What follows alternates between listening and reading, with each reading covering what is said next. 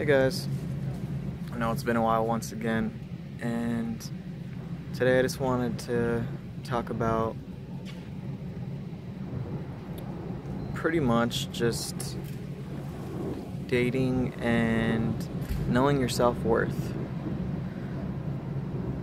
So, I'm pretty sure we've all had our fair share of good and bad dating experiences, and what I want to just say is that make sure you know your self-worth before even trying to date, or pretty much knowing exactly what you want. I know, especially if it comes to dating websites or, people you meet through a friend, or just in general, somebody that maybe you might work with, or a long, time childhood friend, and you guys decide to date. Make sure you know what you want, and you know for sure what they want. I've had my fair share where it's like, I myself know exactly what I want, and when it comes down to it coming to maybe something possible of a relationship, it seems the person either gets scared. And yeah, dating is a pretty scary thing, I'm not gonna lie. I've had my fair share of bad experiences growing up, and especially when it comes to learning to trust people and learning to trust yourself, and you placing that trust in another person. But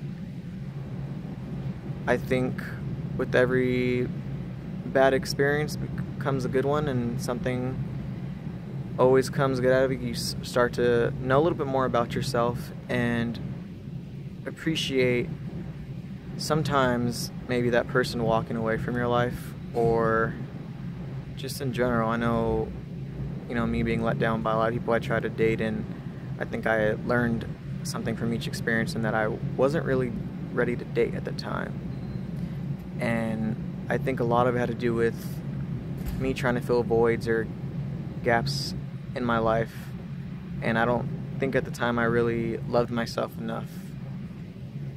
And as time went on, I learned to appreciate myself and, accept things for what they were, and see myself in a different light. And all I have to say is that make sure you go in not feeling like you have to change who you are just to impress that person, especially on first, dates, or even in the gradual process of it growing to something more. Always be true to yourself.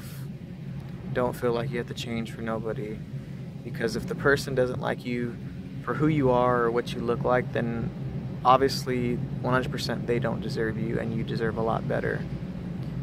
And if you're in a situation where it's like, it's something domestic, or someone that's always putting you down and doesn't appreciate you, maybe the little things that you do to kind of make that person's life better, then I say just move on and find someone that will appreciate those things about you, because everybody deserves to be appreciated and loved in the right way. And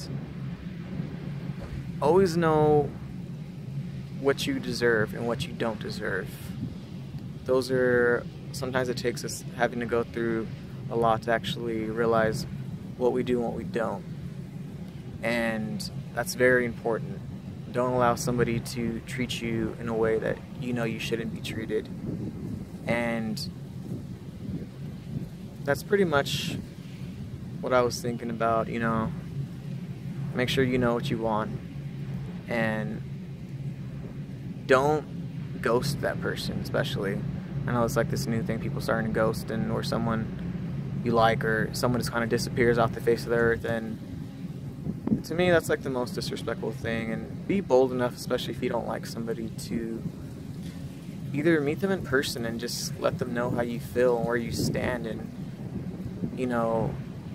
don't send through a text message, because I think that's the most cowardice cop-out ever. And I think it takes a big person to just admit how they feel and face that fear head on, and not allow that to pretty much cloud your judgment on how you believe relationship should be, or maybe you have this fantasy of what it should be. And it's a process.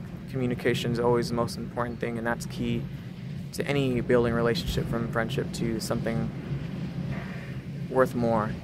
And I just encourage you just to be true to yourself.